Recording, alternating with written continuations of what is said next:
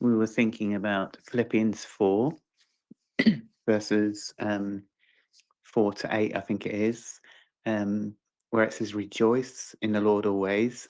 And again, I say rejoice. Let your gentleness be made known to all people. Um, be not anxious for anything, but in everything, with prayer and supplication, with thanksgiving, let your requests be made known to God. And the God of peace will guard your hearts and minds through Christ Jesus." So we were thinking about four main things here in all situations and all circumstances of life. We're to rejoice in Jesus, to worship Jesus, to lift up the name of Jesus. And that was number one. Rejoice in the Lord always.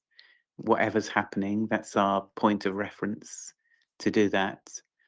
And number two was to allow His Holy Spirit to pray through us. When we're praying in other tongues, we're praying the holy mysteries of God, the good, pleasing, and perfect will of God. When we're praying the Bible, the Word of God, we're praying there again the perfect will of God.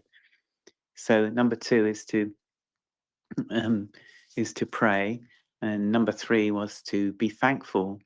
The scriptures I just quoted there speaks about the power of thanksgiving, to thank God for His goodness, to thank Him for His healing, thank Him for salvation, and any and many other things we can thank Him for.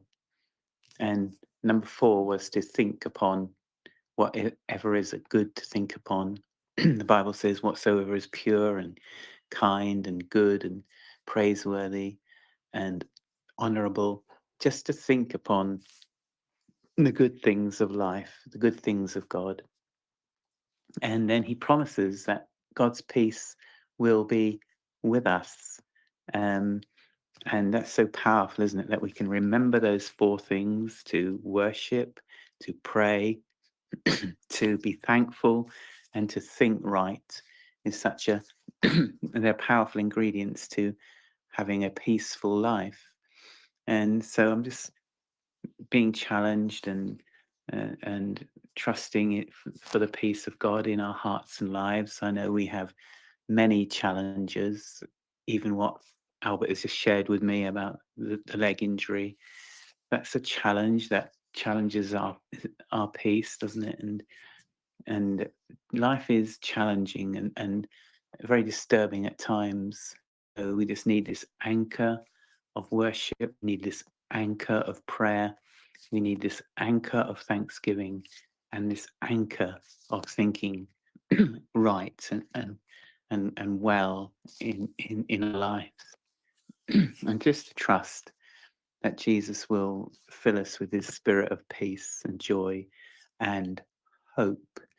Sense even as I'm speaking now that there's a great need of hope, and we need the hope of Christ, the hope of glory in our lives right now, and to just really press into the hope that we have in God. We have a great hope for eternity, but also we have a great hope for while we are here on earth. And I feel to say that your situation that you're in right now is not hopeless, but to just trust in God with all of our hearts, to lean not on our own understanding, keep acknowledging Him, keep the faith, keep worshiping, keep praying, keep thinking right, thinking good. And some things are going to break open and break through. This is a year prophetically of the doors being opened. This is a year 2024 where doors are going to be opened to us that only God through His Holy Spirit can open. So it's important that we keep the faith, we keep our hope in Christ, for He has great plans and purposes for our lives. I'm speaking to all of us, I'm speaking to myself, that we have a great hope for 2024, and that God has great plans and purposes for our lives. And even in difficult times, we just know that we're going to have the peace of God, which surpasses all understanding. We're going to get to a new level of our faith where our peace is not conditional to what's happening around us, but it is conditional to the Spirit of God living in and through us. And so that's a wonderful thing. We worship a God of possibilities, and I'm going to maybe just read some scripture now from Luke 1, verse 35 to 38. And this is something we've been thinking about over this Christmas season. And it's where the angel came to Mary and said to her, "The Holy Spirit has come upon you, and the power of the highest will overshadow you." This is an angel speaking to Mary, the mother of Jesus. Therefore, also that the Holy One who is to be born will be called the Son of God. And he's speaking to Mary, saying, "You are going to bear Jesus, the Son of God, the Savior of the world, in a supernatural way. You have not known you, Joseph. You're not even married to him yet, but you're going to have a child." He goes on to say, "Now, indeed, Elizabeth, who is your relative, has also conceived a son in her old age, and this is now the 6th month for her who was called barren." We may feel some situations in our lives are barren, but God works with nothingness. God works with barrenness. God turns the ashes into beauty. God speaks light into darkness. That's why Jesus could be born through Mary, and that's why Elizabeth could have John as a son, even though she was barren. For with God, it says, nothing is impossible, nothing, and nothing will be impossible. Then Mary said, "Behold, the maidservant of the Lord, let it be to me according to your word." So Mary didn't understand what the angel was saying, but she did understand enough to say, "Let it be to me according to your word." And then the angel departed her. And that's a powerful thing for us to take into this new year. God has spoken things to us personally and to our families and to our churches. And we're at that place of saying, "Let it be to us, Father, according to your word." In the beginning was the Word, and the Word became flesh. So we're not understanding this according to natural law, but we're understanding according to spiritual law. And we can say, whatever God has spoken to us through maybe a prophet or maybe the word of God as we read it, and it just comes into us in such a powerful way, and we can say, "Let it be to us according to your word." Whatever God is speaking and whatever God has spoken, we can come into agreement with his word, like Mary. For God has a plan to birth some amazing things in and through our lives. So we know that Jesus' birth was supernatural. It was a supernatural birth. And we know that his resurrection from the death was, before returning to heaven, was a supernatural resurrection. Jesus came into this world in a supernatural way, and he also lived a perfect life and ministry, which also was supernatural. Acts 10, verse 38 says, how Jesus went about doing good and healing all who were oppressed by the devil, for God was with him. So, 3 things to remember today. Jesus came to this earth supernaturally. He lived a supernatural life, and he did die on the cross. He was buried to take all our punishment and sickness and sin, and he did rise again before going back to heaven. So everything about Jesus, everything about the one we love and honor and worship is supernatural.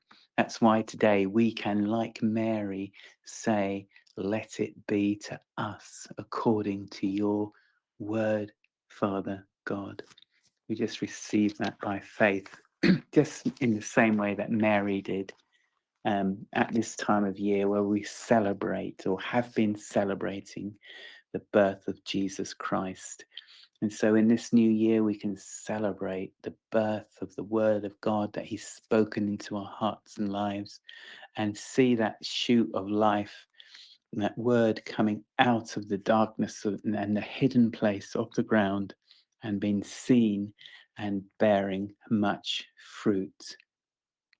We know, as we've said already, let there be light at creation, and Jesus, the light of the world, with new birth was born because Mary said, let it be to me according to your word. Acts 1 verse 8, a favorite verse of mine. You shall receive power when the Holy Spirit has come upon you. Wow, isn't that encouraging for us? Just as the Spirit came upon Mary, and just as the Word came to Mary, so the Holy Spirit has come upon us.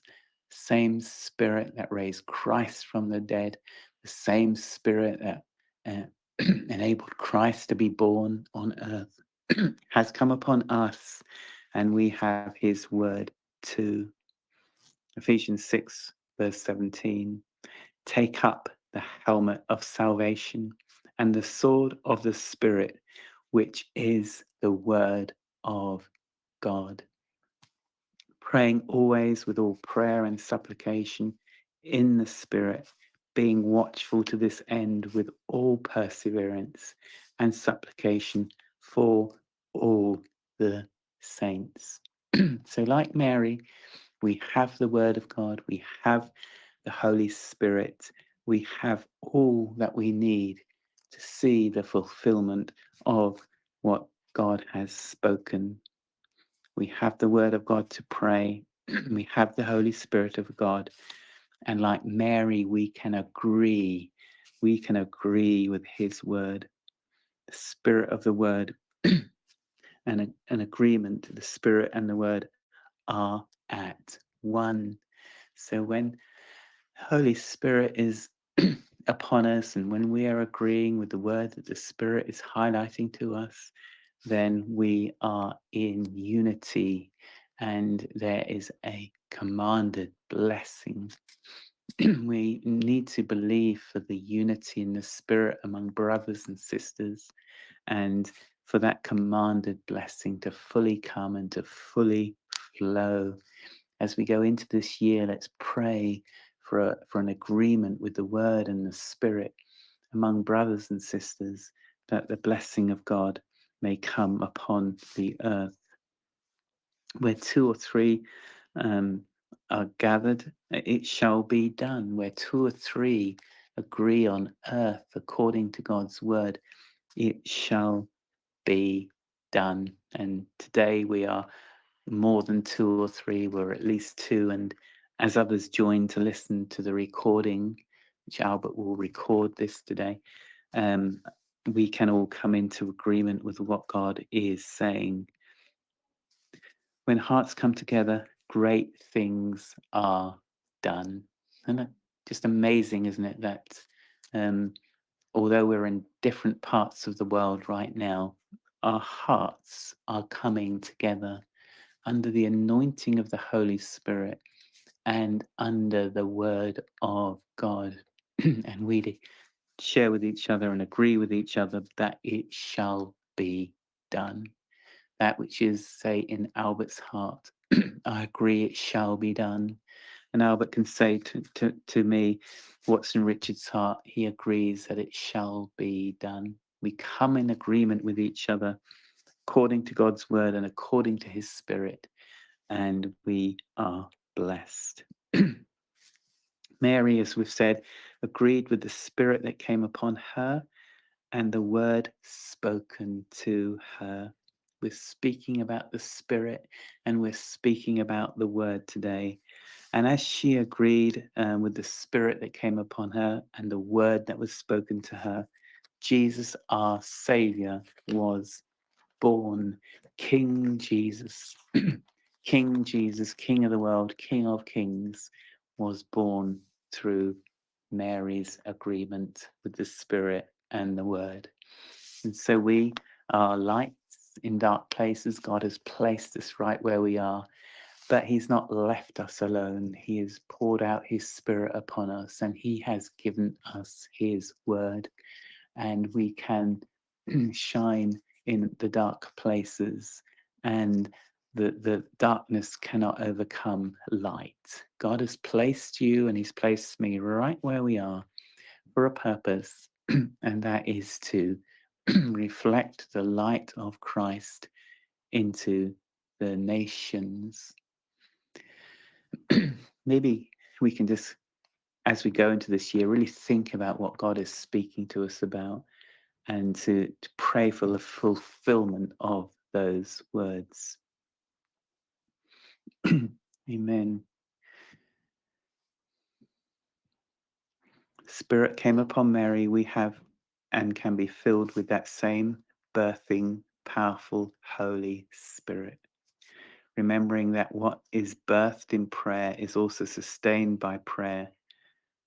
And this is the word that came to Mary, was birthed, and it was sustained by her prayer of agreement. Maybe we can just think before we pray in a little while about what Isaiah 55 verse 11 says. So shall my word be that goes forth from my mouth. Just remember that that word that came from the angel was a word from God to Mary, and it shall not return to me void.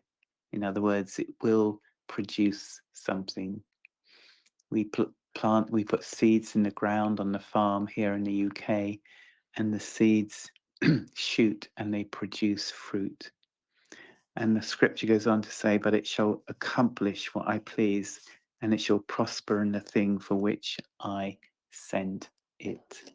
This is why in this year it's most important that we hold on to what God is speaking to us. And because He has an intended harvest, He has an intended prosperity for that word, He has an intended destination for that word, He has an intended purpose for that word. And we just want to be those that keep the faith, keep yielding to Jesus, keep praying, keep trusting, keep seeking, and keep believing that what He says is true, and that His word will not come back to Him empty. Just as the rain comes down from heaven and waters the earth and does not return to heaven, so His word will accomplish that for which it was sent. So maybe God has been speaking to you already about this year, about what He has in mind for you. Just really receive that word, and if you don't sense He's spoken to you, He wants to speak, and He is speaking, and He will speak, and He will highlight some things. Recently, I've been had a couple of what I believe are words from God for this time, and one of them is the greatest challenge always precedes the greatest victory. I'm sensing that many people are being really challenged regarding their faith at the moment, and are being tempted to finish our faith. But I'm sensing God is saying, I know you're going through days of great challenge, but let this serve as a reminder to you that as you remain in faith, that there is going to be a breaking through into a great victory. Remember that Christ was punished on the cross, He died on the cross, He was buried. That was the greatest challenge, but it preceded the greatest victory, which was His resurrection from the dead to life. And all who call upon the name of Jesus now are saved. That was a massive, massive, massive victory following a great challenge that Christ went through. And while we are here on earth, and we know one day we will die, but we will be raised to life again with Christ for eternity. But it's not our time yet to die. Our time is to um, know that yes, there are challenges while we're on earth, but as we remain in faith, God can use those challenges as material for a great victory. That's what I believe God is speaking. Against all odds, we may feel we're at our limits, but God has a massive intended victory for those who remain in faith, who keep trusting in Jesus. He has a plan and he has a purpose for our time here on earth. And of course, one day we go to be with him in heaven for all of eternity. But now we need to just keep the faith, be a part of his revival plan on earth, and just see what he will do with our faith.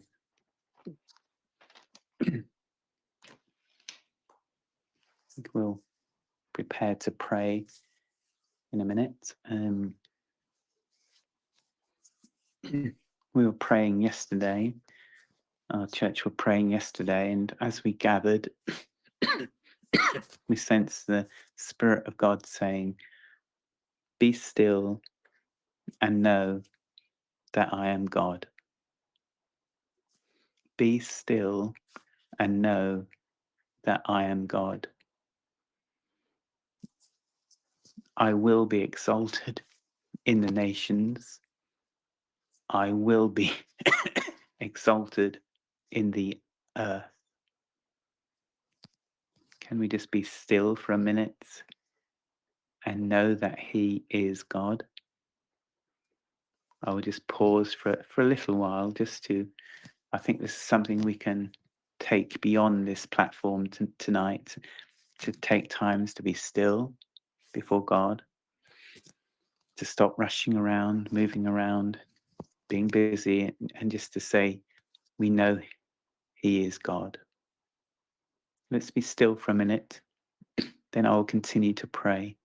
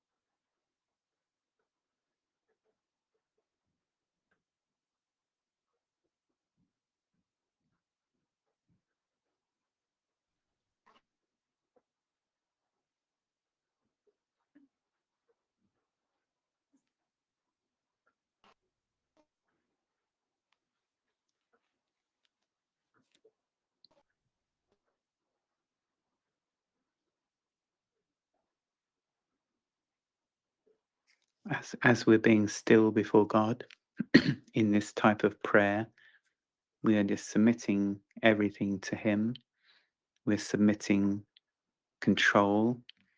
We are giving everything up and saying that we trust in him.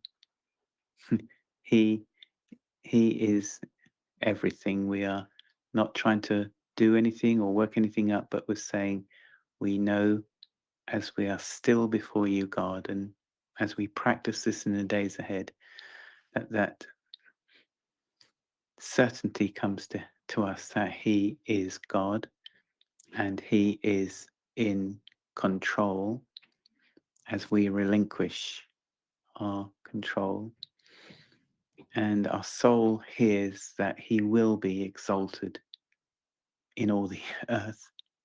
He will be exalted in the nations. Even if we do nothing, In fact, if we get out of the way, he can get in the way and do what he needs to do. So, Father, we thank you for moments like this, moments of stillness before you, moments of lifting our hands to you, moments of yielding ourselves to you, and just trusting with you with all of our heart. We thank you that you see the stillness in us and you are responding and you are speaking and you are healing and you are saving. So we thank you for this, Jesus. We thank you that in the stillness you see our hearts and you are pleased with our heart and you will be exalted in our hearts and in our lives and in the cries of our heart, which no man knows about other than ourselves. We pray that you will be lifted up and you will be exalted and you will have your way and you will do what only you can do, God, in our lives and in our situations. That's our prayer today. Jesus, you will do what only you can do. We are stepping out of the equation, saying it cannot be by our might or by our power or by our intellect or by our schemes or by our plans, but it is by your Spirit only. So come, Holy Spirit, I pray. Come down like rain from heaven upon our lives. Refresh us today. Heal us today. Restore us and save us. Father, I pray for my brother Albert. Thank you for his great encouragement to many people, to myself, to Pastor Allison, for his verses he sends out day by day. And I just pray, Father, that as he casts his bread upon the water, so it shall come back to him. As he speaks scriptures of healing, so healing will come back to him. We pray, Father, for healing in his leg. We pray for strength in his soul. And we pray for liberty in his spirit. Just bless Albert and his family. Prosper their way, we pray. Bless them to be a blessing. Heal and restore in Jesus' mighty name. Let it be to him according to your word. That word of healing, we send forth that word of healing. To our brothers and sisters on this group, we speak that word of healing, healing in bodies, healing in hearts. Thank you, Father, that that word that is within us will not come back to you empty. It will accomplish that for which you sent it. And Father, we pray for our loved ones.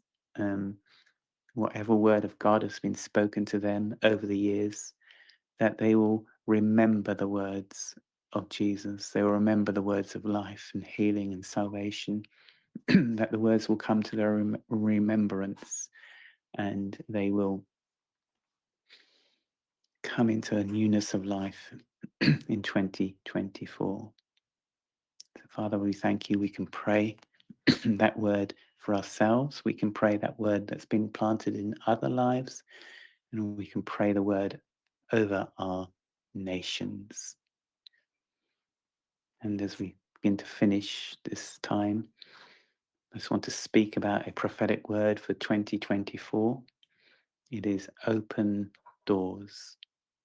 And Father, we pray for open doors into our nations, that the gospel will find doors to go through into homes and into districts and into our nations of the UK and India and beyond. We speak open doors.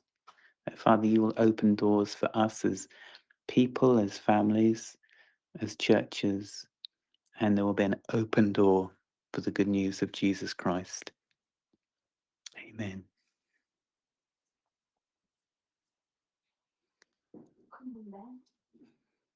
Amen. Amen, Brother Richard. Amen. Amen. Amen. Amen. I think we're done there, Okay. Albert. Yes. Amen. Do you have any Okay, I'll comments? pray. No, nothing. Mm, So I'll pray mm. for blessing prayer. Huh? Yes. Thank you. Thank you. Okay. Heavenly Father, thank you so much once again, Lord, for this wonderful message, Lord. Be with us, Father. Be with us and all who are expecting your healing, your touch. Father, thank you so much for everything. Lord, I pray the love of the Heavenly Father, the grace of Jesus Christ, and the sweet fellowship of Holy Spirit will be with us. In Jesus' name I pray. Amen and amen. Amen. Amen. Amen. Thank you, Brother Albert. Okay. Okay.